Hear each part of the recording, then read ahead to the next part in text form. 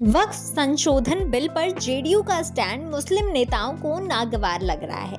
मुस्लिम नेताओं की जेडीयू से नाराजगी उनके बयानों से साफ झलक रही है।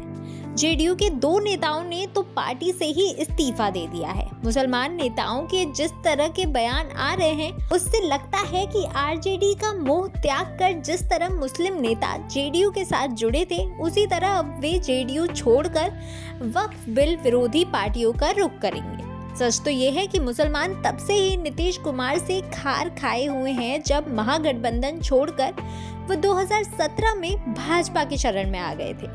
इसके बावजूद जेडीयू ने 2019 के लोकसभा चुनाव में अपने हिस्से में 17 में से 16 सीटों पर जीत दर्ज की थी।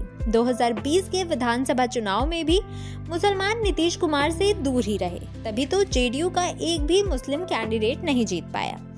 इसके साथ ये भी सच है कि आरजेडी को भी इसका फायदा नहीं मिला। अगर पिछले कुछ चुनाव के आंकड़ों को देखें तो ये साबित हो जाता है कि आरजेडी के मजबूत MY समीकरण यानी कि मुस्लिम यादव समीकरण के बावजूद उनके वोटों में बीते 4 विधानसभा चुनाव में कोई बड़ा बदलाव नहीं हुआ है। फरवरी 2005 में आरजेडी को 25% वोट मिले थे। अक्टूबर में हुए चुनाव में आरजेडी का वोट घटकर 23.45% रह गया था। 7 महीने के अंतराल पर हुए चुनाव में आरजेडी को 21 सीटों का नुकसान हुआ था।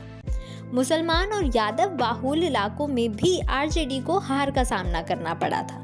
2020 के चुनाव में भी आरजेडी को 23.2% वोट मिले थे, जो 2005 में मिले वोटों से मामूली ही सही पर बहुत कम थे।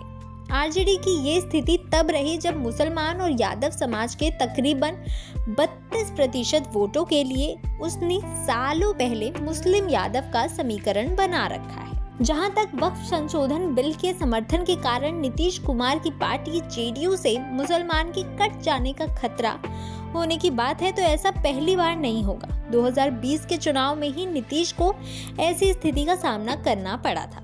जेडीयू ने विधानसभा चुनाव में 11 मुस्लिम उम्मीदवार उतारे थे और सबके सब हार गए थे, यानी मुसलमानों ने उन्हें तब भी वोट नहीं दिया था।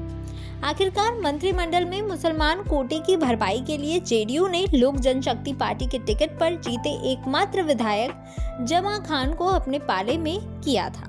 भाजपा के साथ नीतीश कुमार न सिर्फ कंफर्टेबल फील करते हैं बल्कि उनको वोटों में भी फायदा होता है। भाजपा समर्थक नापसंद होने के बावजूद भी उन्हें इसलिए वोट करते हैं क्योंकि उन्हें बिहार में एनडीए की सरकार बनानी है। ये बात अब जेडीयू के नेता भी बहुत अच्छी तरह से समझ गए हैं। जेडीयू सांसद और केंद्रीय मंत्री राजीव रंजन उर्फ लल्लन सिंह तो साफ कहते हैं कि मुसलमान जेडीयू को वोट देते ही नहीं हैं। सांसद देवेश चंद्र ठाकुर का भी यही कहना है कि उन्हें यादवों और मुसलमानों के वोट नहीं मिले। साफ साफ ये भाजपा की लाइन है।